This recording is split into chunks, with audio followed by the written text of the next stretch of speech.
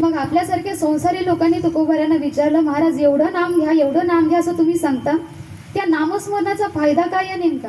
त्याचा परिणाम म्हणजे जीवनामध्ये आम्हाला काय प्राप्त होणार आहे?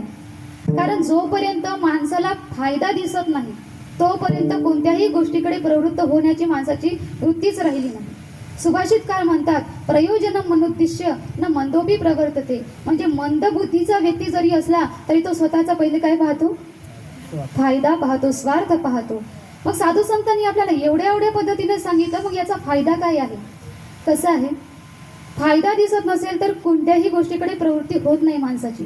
असं ज्ञानोबारायण ज्ञानेश्वरीमध्ये सांगतात की आपण तुळशीच्या झाडालाही पाणी घालतो आणि द्राक्षाच्या झाडालाही पाणी घालतो, पण द्राक्षाच्या झाडाला जर पाणी घातलं तर त्याचा जो परिणाम आहे, त्याचा जो फायदा आहे हा दृश्य स्वरूपाचा आहे. द्राक्षाच्या झाडाला पाणी घातलं तर त्याचे आपले द्राक्ष आपल्याला खायला मिळणार आहे, पण तुळशीच्या झाडाला पाणी जर घातलं तर काय उपयोग आहे सांगा बरं?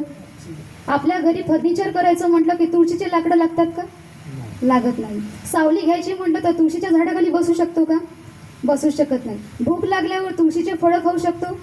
बरं, तुळशीच्या फुलाला मार्केटमध्ये भाव आहे? काहीच नाही. मग त्याचा परिणाम काय आहे? मग पाणी कशासाठी घालायचं? तर पाणी घातल्यानंतर जो परिणाम होणार आहे तो अदृश्य स्वरूपाचा आहे. तो जरी आता दिसत नसेल तर काही कालानंतर त्याचा परिणाम आपल्या जीवनामध्ये दिसणार आहे. ज्ञानोबाराय म्हणतात, तुळशीच्या झाडा जो दुरुनी न लंबीची शिंतोडा, तो द्राक्षाची या मुळा दूधची लावी.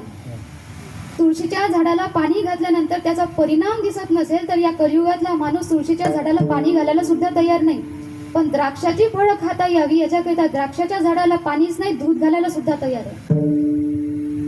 मग एवढं तुम्ही हरिनाम घ्या असं सांगता, त्या हरिनामाचा फायदा आमच्या जीवनामध्ये काय होणार आहे? महाराज म्हणतात, जसं तुळशीच्या झाडाचा परिणाम अदृश्य स्वरूपाचा आहे, तो काही कालानंतर आपल्याला पाहायला मिळणार आहे, तसंच म्हणजे हरिनामाचा परिणाम आहे. जर आज हरिनाम घेतलं तर आताच देव आपल्यासमोर उभा राहील असं होणार नाही, पण त्याचा परिणाम आपल्या जीवनामध्ये काही कालानंतर होणार आहे आणि तो परिणाम म्हणजे आपल्या चित्तामध्ये सर्व प्रकारचं समाधान आपल्याला प्राप्त होईल.